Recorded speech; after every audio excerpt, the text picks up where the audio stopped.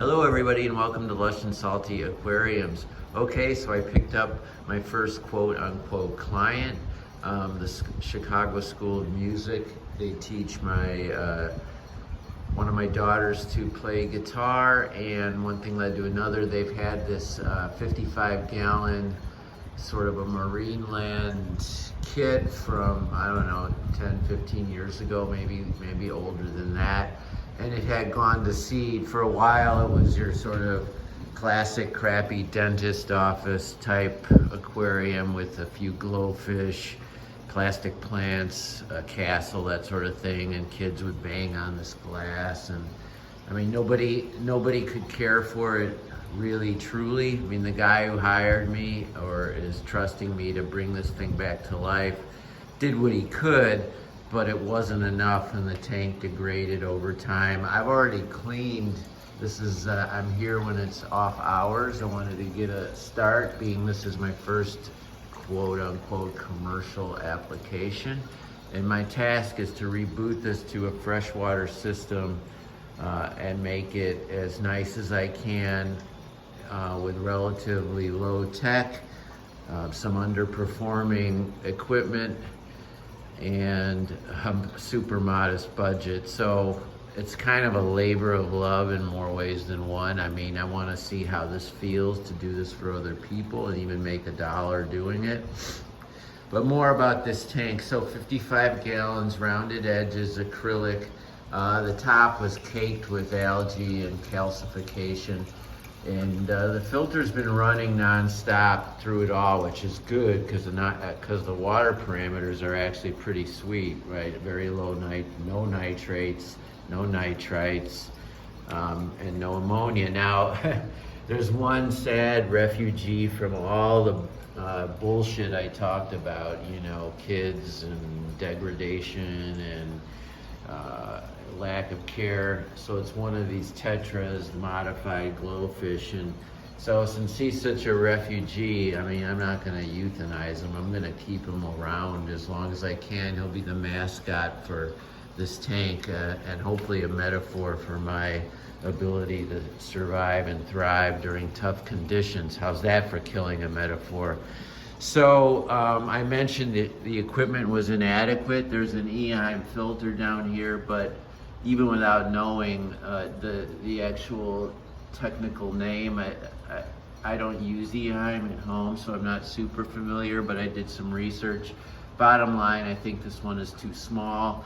I told the owner that. He balked at buying a new one, so I said I would make it, I would tune it up, clean it out, and reboot it with the existing media and some new stuff. And then I would supplement that with a sponge filter, which I can run in lieu of this air hose. So it's not enough, it's not ideal, but it's what I'm gonna do, right? So I'm gonna put in some rockin' wood, which I've already got, and I sourced at one of my favorite places here in Chicago. And I'm gonna repurpose this gravel. It's got an ancient under gravel filter that hasn't been used in God knows when. I'm gonna pull that out and probably release a bunch of toxins into this water. So let's see if that glowfish survives. I'm gonna add new gravel, and then before I plant this tank, I'll add some tabs and what have you to the substrate. But I'm not gonna run aqua soil because I don't think they're equipped here to deal with algae blooms, and I don't believe he wants me to come here twice a week, especially early on, and pay me. And so I have to figure out a way to compromise what I would normally do to what we can do and make it as turnkey as possible. So I'm going to repurpose that filter. I'm going to use his existing heater, which is working, supplement the filter with a sponge filter. Probably after I clean these tubes, these green EHIM tubes, I'm going to see if I can't replace the systems he's running here. It was sort of a spray bar. I don't know. Now it's just, anyway, I'm going to work on that. I'm going to work on cleaning up all the acrylic, the lights and the fixtures and the general working space.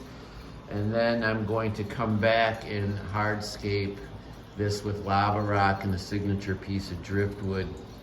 And if you're interested, and I will keep tabs on that progress. I think it's pretty exciting because this was the classic aquarium dilemma where someone starts a music school, you know, kids, and they want to buy a bunch of plastic plants and a castle and a lot of glowfish, and then 6 months later there's like 6 fish and the plants have floated to the top and there's no nitrogen cycle going on, so everything's kind of gasping. And anyway, and then people get frustrated, they ignore it, keep the lights off and just pretend it's not there, you know.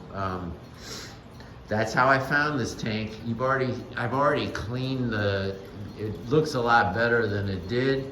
The best news is the water parameters were solid, so I don't have to go to the bottom, pull this stuff.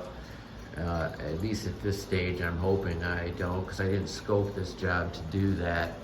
So, what do you think, guys and gals? Think I'm up for it? I'll keep you all posted, and today, I've got my hands in this tank. Ciao for now.